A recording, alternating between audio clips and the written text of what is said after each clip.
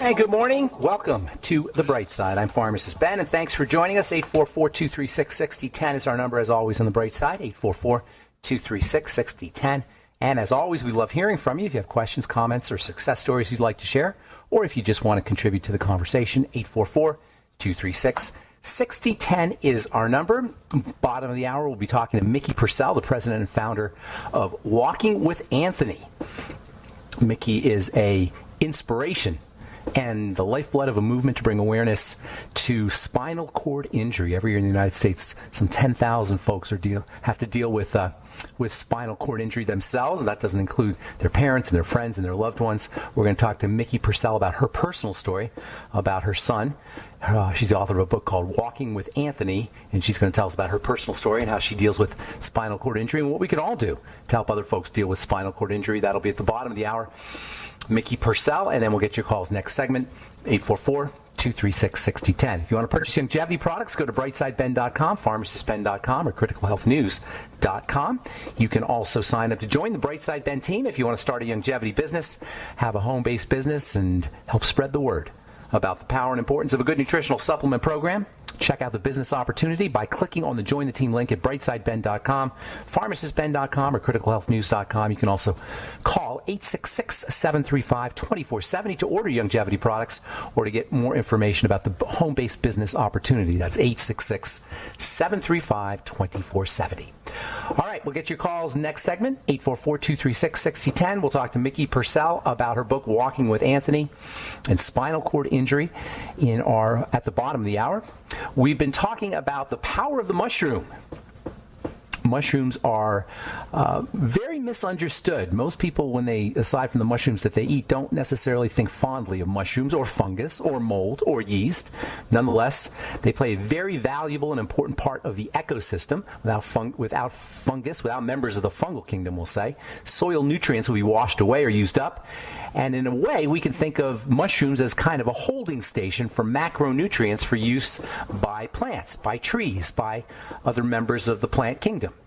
On the other hand, some funguses don't wait for their food sources to be dead, and they can actually be responsible for killing them themselves. And this can be observed as scabs and black marks on fruits and leaves and on trees, on the bark of trees. One of the most notorious of the fungal diseases that affects trees is Dutch elm disease, which is a fungal infection that's carried and spread by beetles, bark beetles. It's kind of like a black plague for elm trees. Elm trees are really beautiful trees that can be found growing in much of the United States, particularly on the East Coast. They need rich bottom soil. The Great Lake areas have elm trees, and the southern part of the United States has elm trees. There's elm trees in Texas. Since it was first discovered in the 1920s, over 40 million American elm trees have been destroyed by this Dutch elm disease plague.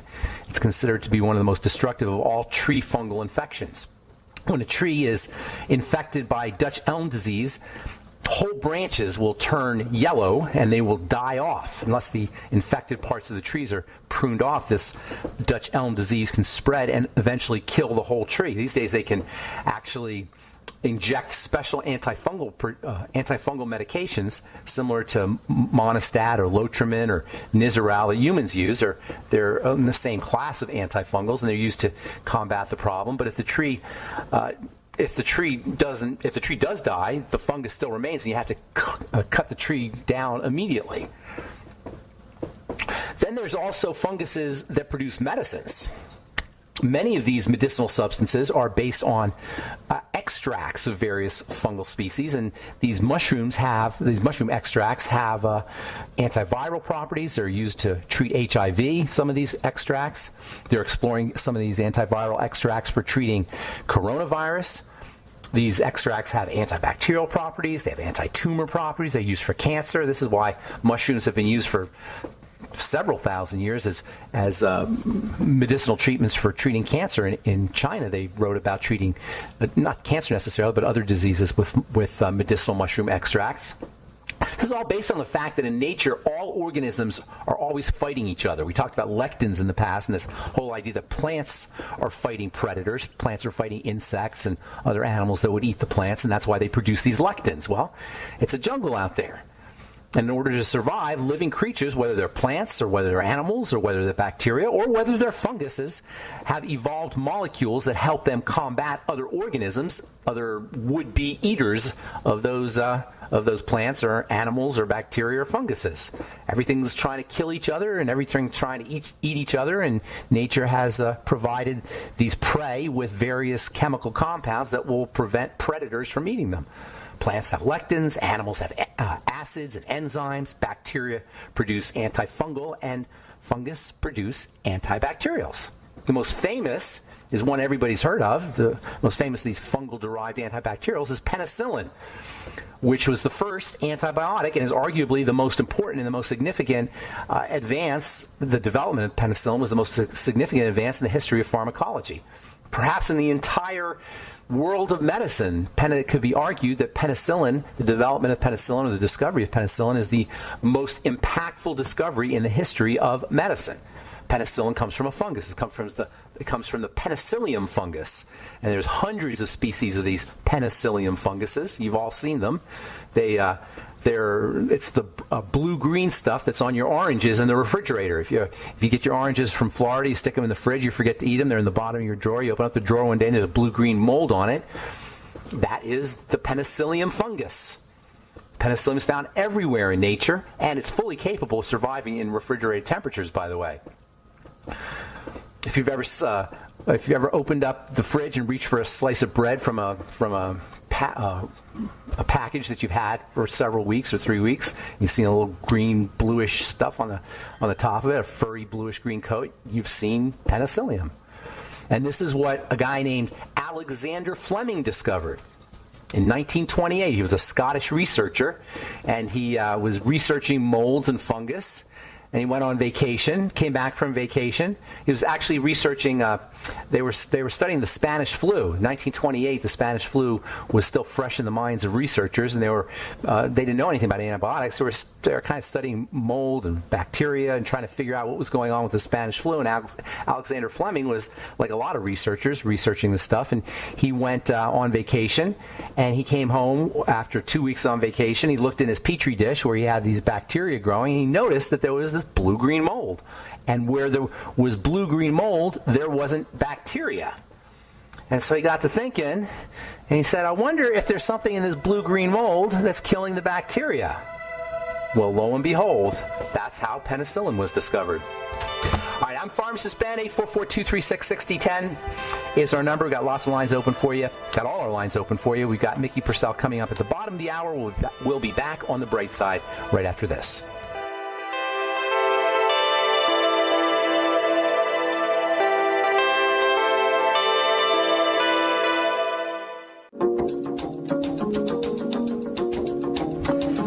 We are back on the bright side. I'm Pharmacist Ben. 844-236-6010 is our number. We'll be talking to Micki Purcell, the president and founder of the Walking with Anthony Foundation, the author of the book Walking with Anthony, about her personal story with her son.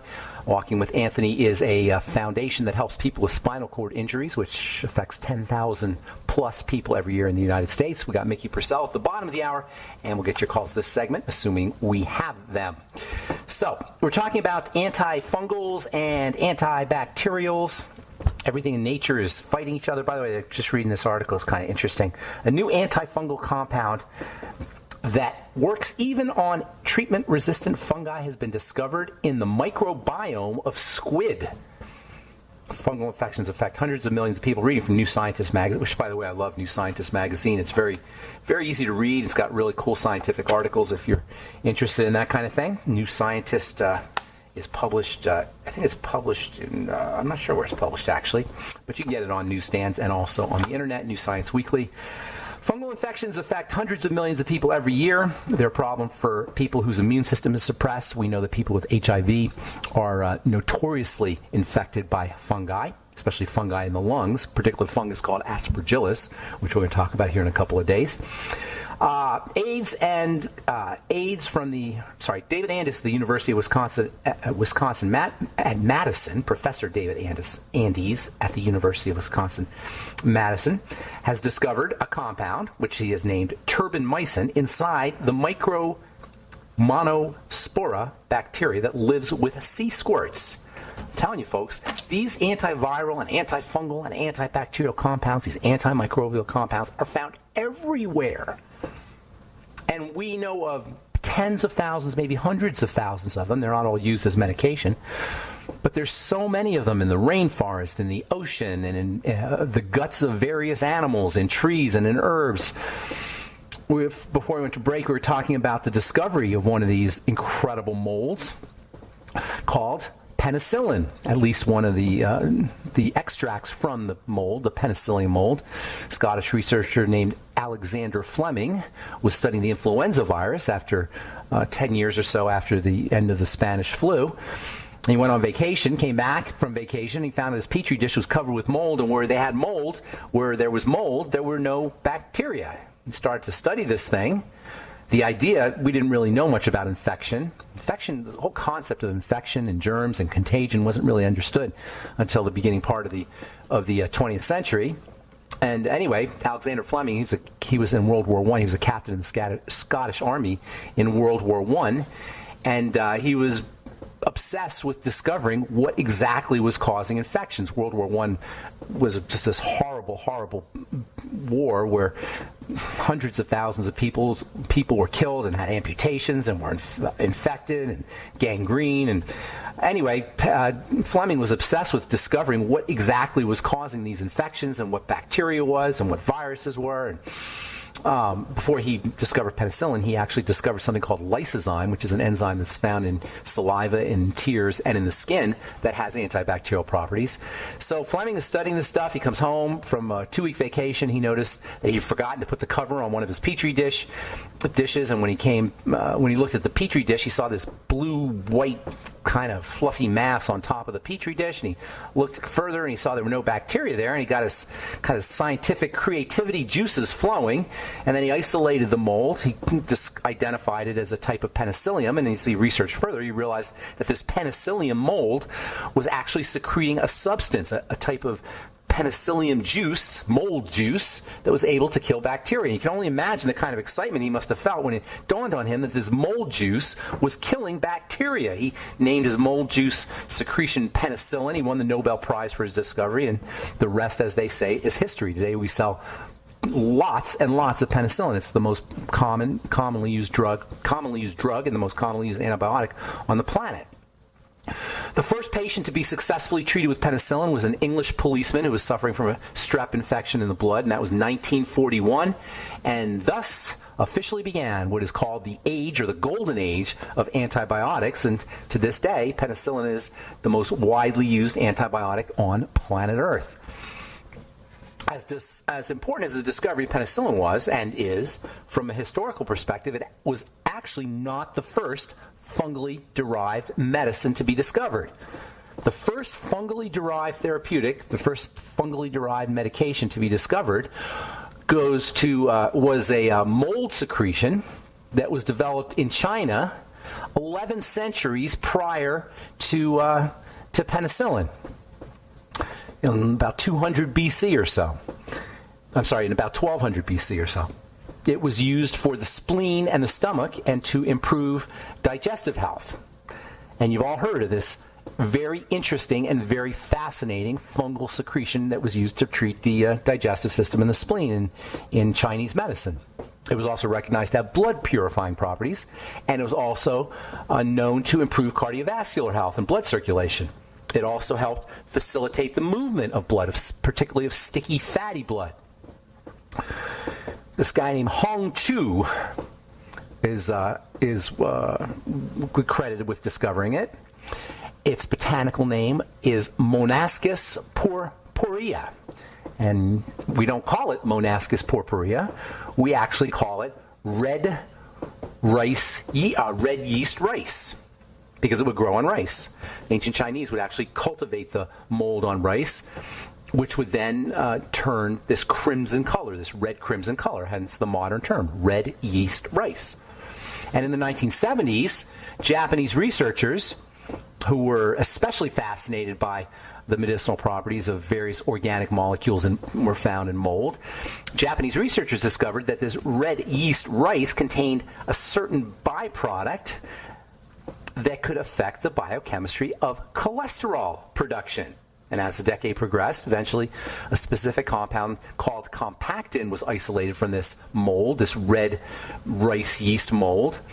This compactin was isolated, and they determined that this compactin had particularly powerful effects on blocking an enzyme that was involved in the production of cholesterol as well as blood fats. Some of you guys can see where I'm going here.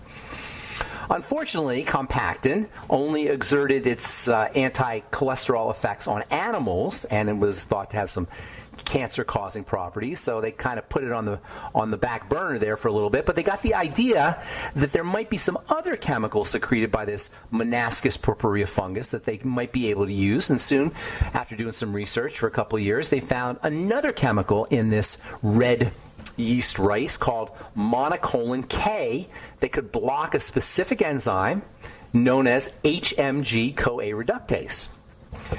And they found that this monocolin K stuff that was found in the red rice yeast, or red yeast rice, could safely reduce the production of cholesterol. Long story short, by 1979, a company called Merck, which had been doing a lot of research on this stuff, they claimed a patent on this monocolin K substance, which they called by their own trade name, lovastatin, and which they branded as Mevacor. And in 1987, they started selling the stuff, and thus began the age of statin drugs. And this is how statin drugs were developed. They started out as an extract from mold. Long story short, they figured out that this extract could block cholesterol, and the first statin drug, Mevacor, was born. I remember when it came out in 1987. All right, I'm Pharmacist Ben.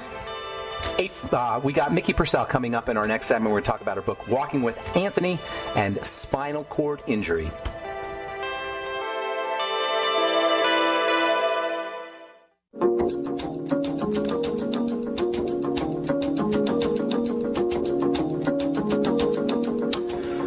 Okay, we are back on the bright side. I'm Pharmacist Ben. We're on the air Monday through Friday, 8 to 9 Pacific and 10 to 11 Central Time, and 24/7 on the archive page at benfuchsarchives.com with the search engine. Thank you to Peter in the UK for setting that up. Also, you can go to brightsideben.com for our archives. We have 11 years now of archived information with a search engine at brightsideben.com and benfuchsarchives.com. If you miss a program or want to review a topic, brightsideben.com and benfuchsarchives.com. You can also purchase longevity products at brightsideben.com, pharmacistben.com, or criticalhealthnews.com. Got news stories and blog posts, lots of good health information on all our websites. And don't forget to take a look at our Truth Skin Health products, all formulated in my compounding pharmacy for wound healing. Wound healing equals beauty, and thus our 1,500 plus 4- and 5-star reviews, which you can check out at truthreviewed.com. Truthtreatments.com for our Truth Skin Health products. Never any preservatives, fragrances, fillers, waxes, emulsifiers, nothing your skin doesn't need or doesn't want in any of our Truth Skin Health products. Truthtreatments.com for our Truth Treatments, and truthreviewed.com if you want to take a look at our reviews.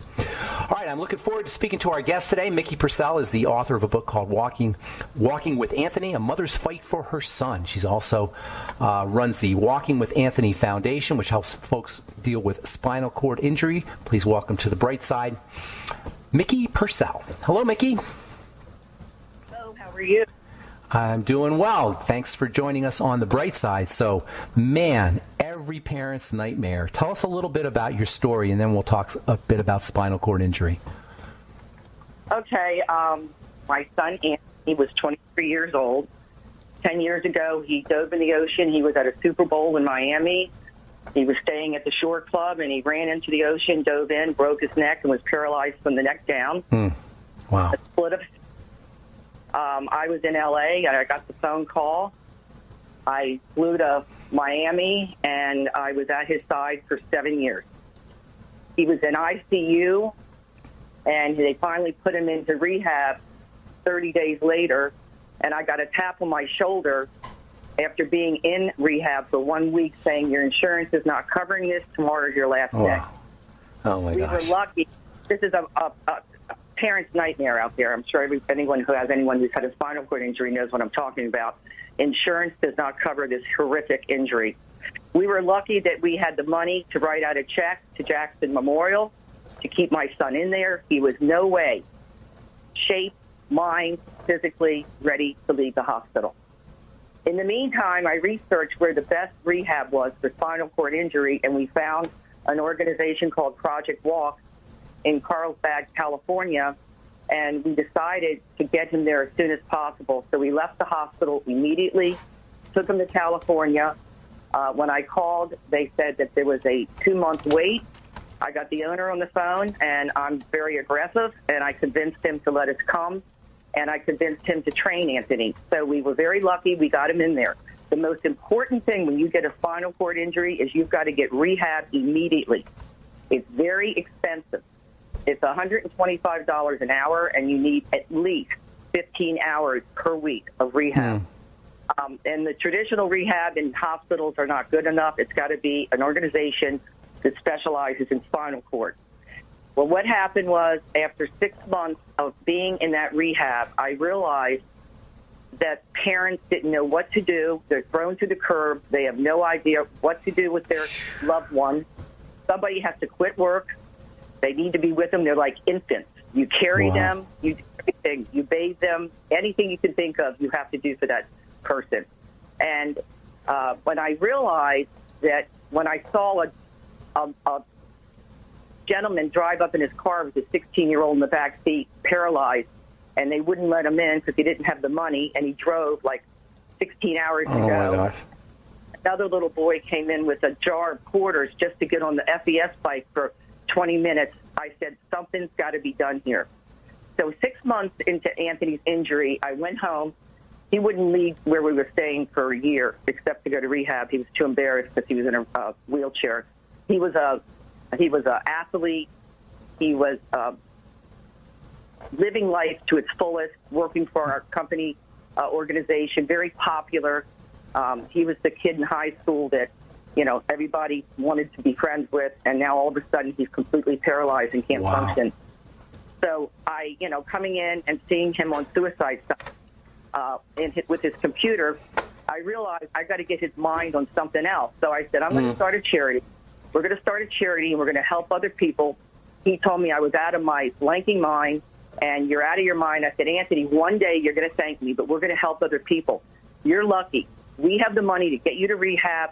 We have the money to get you the equipment that you need. We have the money to revamp our home, wheelchair accessible. We have the money to get you the van you need. Nobody has this kind of money, maybe 1% of the population. So I started walking with Anthony.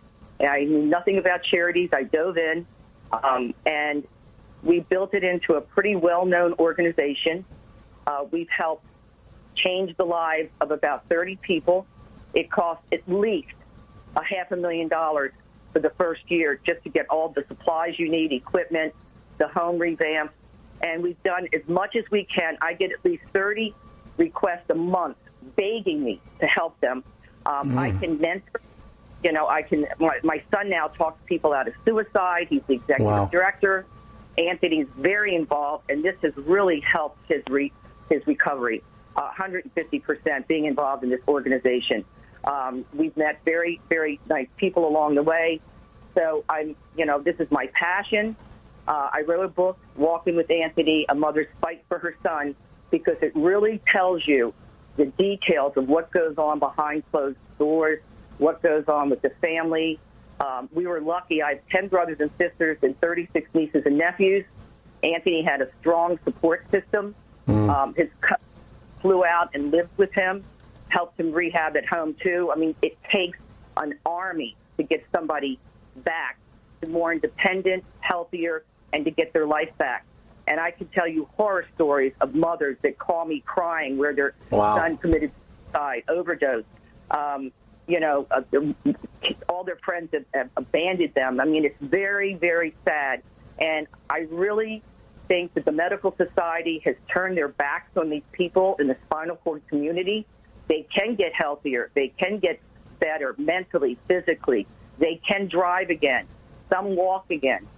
But it costs a lot of money, and they just insurance maybe covers it for 30 days, and that's it. And it takes years to get back. But I mean, if you go to my website, walkingwithanthony.org, you'll see the people that we've helped.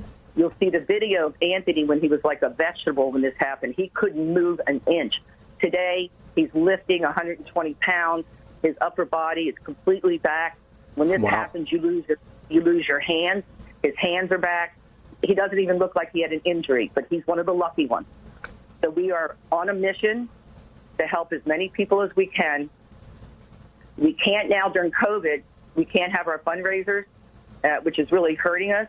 But we did just have a PSA, and we had people like Rick Martin, Siri West, Tua Tugalavia of the quarterback of the Dolphins, Michelle Reed.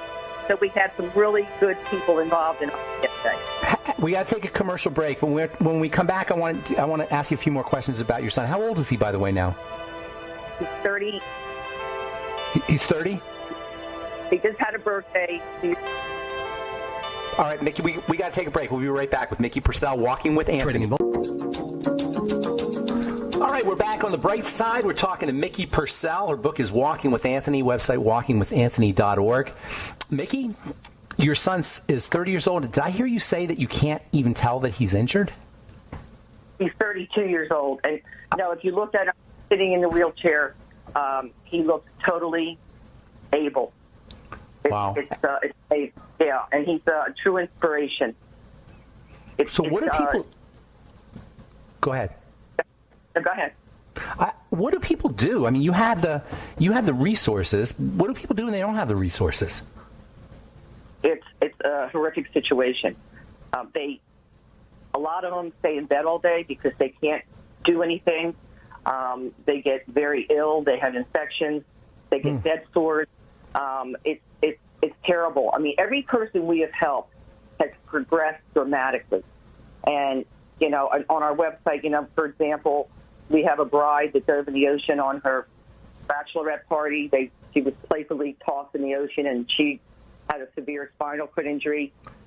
We've helped people in football, young kids, boys who were playing football and got injured. The person we just are helping now was in a motorcycle accident where the car went the wrong way. I mean, you could get people skiing, horseback riding. I mean, you could slip on a banana peel and have a severe injury. This is probably the most horrific injury that you could ever have, and it affects everybody in the family. It's crazy. So I don't know who's listening, and I'm sure people out there know people that have had spinal cord injuries. The Christopher Reeve Foundation and the Miami Project raised millions of dollars for research, and I know them all very well.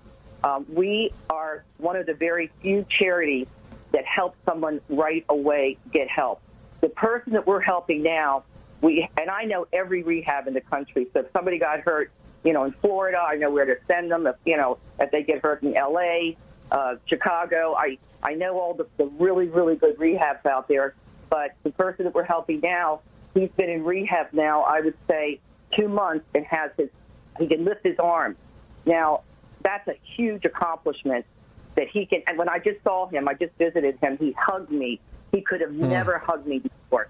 I mean, it's terrible. The rehab works. Rehab gets you back. And he got a grant, and we also awarded him a grant. But, we have to pick and choose. It's sad because so many people come to me. I got a call yesterday. A woman was in Myrtle Beach. It's so emotional for me right now, but she was driving with her little 3-year-old, and she got in a horrible car accident. She's totally paralyzed, and she lost her daughter in the accident. Oh, my so God. Here's a woman. Can you imagine? It's just so, I'm very passionate about it. This is very, very important to me to help as many people as we can. And, even if we don't have the money to help, 30 people, just to change one person's life to get their life back, you can't put a price tag on it. And so many people write checks out to very large organizations, but we're an organization where we don't take one penny to anybody. Everybody in this charity is a family member. We take no money, and 1 out of 50 people get spinal cord injuries a year. So you can imagine how many people need help. Did you say 1 out of 50? Wait a minute. 1 out of 50 people? Yeah. And in the United States? Numbers, yep. And the numbers are going up. Yeah. So it's crazy. It's crazy. I used to see somebody in a wheelchair and kind of go, oh, God. But now I go up and I hug them and I say, how did you get the injury? And one little help with something, like somebody needed a wheelchair desperately, and they called me up and said, I can't, my son, I have no money. I picked up the phone and I got her a wheelchair right away. One of the mothers, a poor little boy, was playing Pop Warner football, got hurt and paralyzed. He ended up dying from a bed sore, something so minor, because the mother was single and couldn't turn him every 2 hours. They have to be turned every 2 hours. There's so much work that goes into it, but there's light at the end of the tunnel. They can get, again, healthier, stronger, more independent. My son just got married, and when this accident happened, I never in a million years would have thought this kid will ever have a normal life and get married, but he does. He just got married. They're going to have children. He got his life back. And after 7 years being at his side, I got my life back, if you know what I mean. Wow. But, how many kids do you have?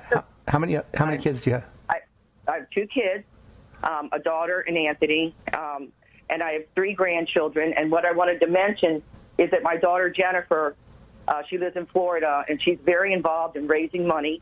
She just did a fundraiser for this gentleman, that Daniel, who had the motorcycle accident.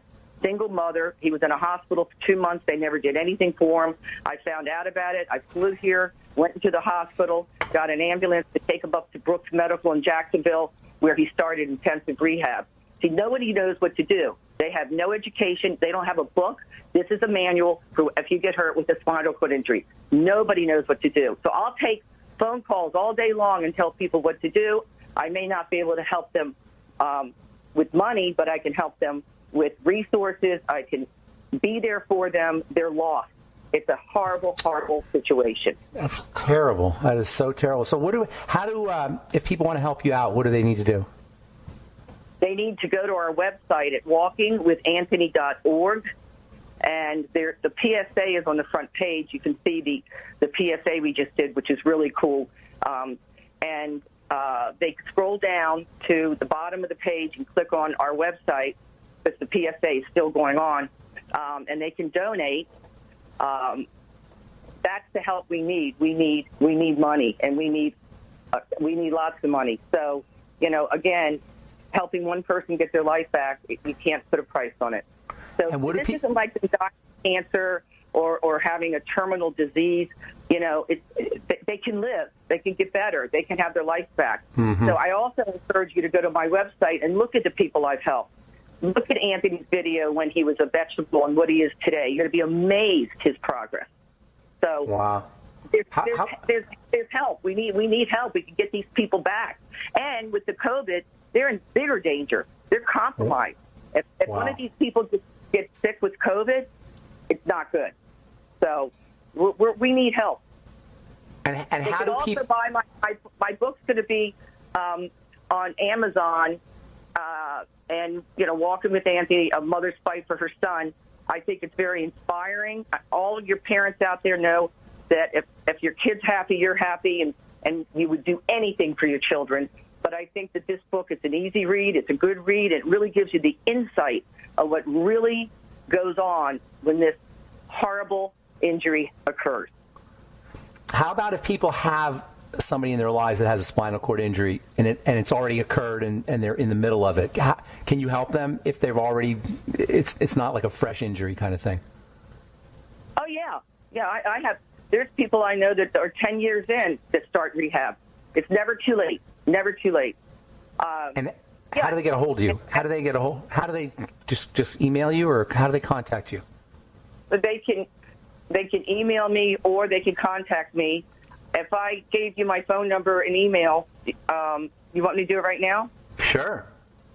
Okay, my telephone number is 310-745-0090. And I'm going to repeat it one more time in case you're grabbing a pen. It's 310-745-0090. And my email is Micki, Micki, at Purcell, Purcell, entertainment.com. So you're in the entertainment business? Yeah, and I also have another email, which is even more important, which is I am. It's Micki at walkingwithanthony.org. So those two, that's the one you probably should email me at, because that'll remind you of my website. Micki, M-I-C-K-I, at walkingwithanthony.org. Okay, so that's Micki at walkingwithanthony.org, M-I-C-K-I-E, and then the phone number is 310. Oh, there's no E. I'm sorry. M-I-C-K-I. Micki, M-I-C-K-I, at walkingwithanthony.org. And then the phone number is 310-745-0090. Perfect. Good. Oh, gosh, Micki, what an amazing story. And the book is Walking with Anthony, website walkingwithanthony.org. Thanks so much for being on the bright side. God bless you, Micki. And go order the book. I think you guys will be happy if you read it. It's a very good read and very inspirational. Walking with Anthony, a mother's fight for her son. Thank you so much for being on the bright side. God bless you. All right, that's Micki Anthony, website walkingwithanthony.org. The book is Walking with Anthony. Her phone number 310-745-0090. Her email Micki, M-I-C-K-I, walkingwithanthony.org. Just hug your kids, folks, and be thankful for everything you have. There's so much stuff that can go wrong in the world. All right, that's all the time we have for today. I'm Pharmacist Ben. Have an awesome, wonderful, beautiful, spectacular day. We'll talk to you later, folks. Bye for now.